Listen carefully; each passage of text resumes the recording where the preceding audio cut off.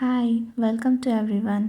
ನಾನಿವತ್ತು ಇಲ್ಲಿ ಮಿಕ್ಸ್ ಮೊಳಕೆ ಕಾಳುಗಳಿಂದ ಒಂದು ಮಸಾಲೆ ಸಾಂಬಾರನ್ನ ಮಾಡ್ತಾಯಿದ್ದೀನಿ. ತುಂಬಾ ರುಚಿಯಾಗಿರುತ್ತೆ, ಆರೋಗ್ಯಕ್ಕೂ ಒಳ್ಳೆಯದು. ಇದೇ ರೀತಿ ಇನ್ನೂ ಹೆಚ್ಚಿನ ರೆಸಿಪೀಸ್ಗೋಸ್ಕರ ನನ್ನ ಚಾನಲ್ನ ಪ್ಲೀಸ್ ಸಬ್ಸ್ಕ್ರೈಬ್ ಮಾಡಿ, ಹಾಗೆ ನಿಮ್ಮ ಅನಿಸಿಕೆಗಳನ್ನ ಕಮೆಂಟ್ ಮಾಡಿ.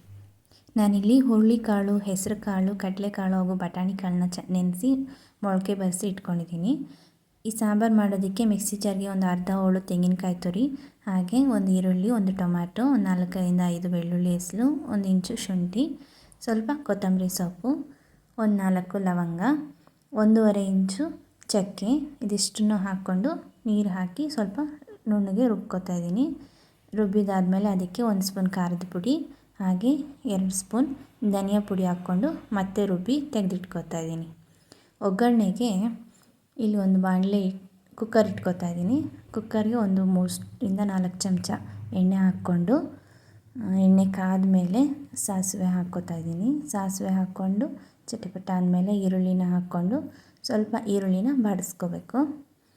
ಸ್ವಲ್ಪ ಈರುಳ್ಳಿ ಬಾಡಿಸ್ಕೊಂಡು ಈರುಳ್ಳಿ ಸ್ವಲ್ಪ ಫ್ರೈ ಆದಮೇಲೆ ಒಂದು ಅರ್ಧ ಸ್ಪೂನಷ್ಟು ಅರಿಶಿನ ಪುಡಿ ಹಾಕ್ಕೊಂಡು ಮೊಳಕೆ ಕಾಳನ್ನು ಚೆನ್ನಾಗಿ ತೊಳೆದಿಟ್ಕೊಂಡಿದ್ದೀನಿ, ಅದನ್ನು ಹಾಕ್ಕೊಂಡು ಸ್ವಲ್ಪ ಒಂದು 2ರಿಂದ 3 ನಿಮಿಷ ಫ್ರೈ ಮಾಡ್ಕೋಬೇಕು.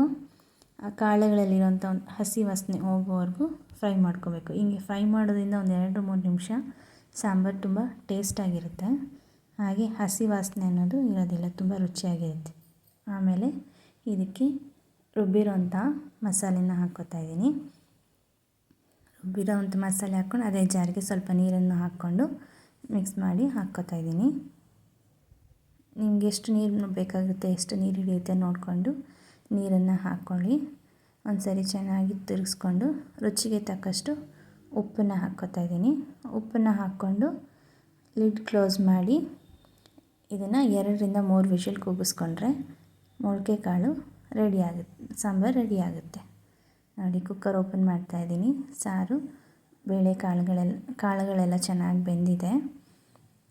ನೋಡಿ, ನಿಮಗೆ ಎಷ್ಟು ಗಟ್ಟಿ ಬೇಕೋ ಅಷ್ಟು ನೋಡ್ಕೊಳ್ಳಿ. ಈ ಟೈಮಲ್ಲಿ ನೀವು ಟೇಸ್ಟ್ ನೋಡಿಕೊಂಡು ಉಪ್ಪು ಖಾರ ಏನಾದರೂ ಬೇಕಾದರೆ ಹಾಕಿ ಕುದಿಸ್ಕೋಬೋದು. ನಾನಿಲ್ಲಿ ಮುದ್ದೆ ಜೊತೆಗೆ ಮೊಳಕೆ ಕಾಳು ಸಾಂಬಾರನ್ನ ಬಡಿಸ್ತಾಯಿದ್ದೀನಿ. ಮುದ್ದೆ ಜೊತೆಗಂತೂ ಮೊಳಕೆ ಕಾಳು ಸಾಂಬಾರು ಸೂಪರ್ ಕಾಂಬಿನೇಷನ್, ತುಂಬಾ ರುಚಿಯಾಗಿರುತ್ತೆ. ದಯವಿಟ್ಟು ಹೇಗಿದೆ ಅಂತ ಕಮೆಂಟ್ ಮಾಡಿ. Thanks for watching my video.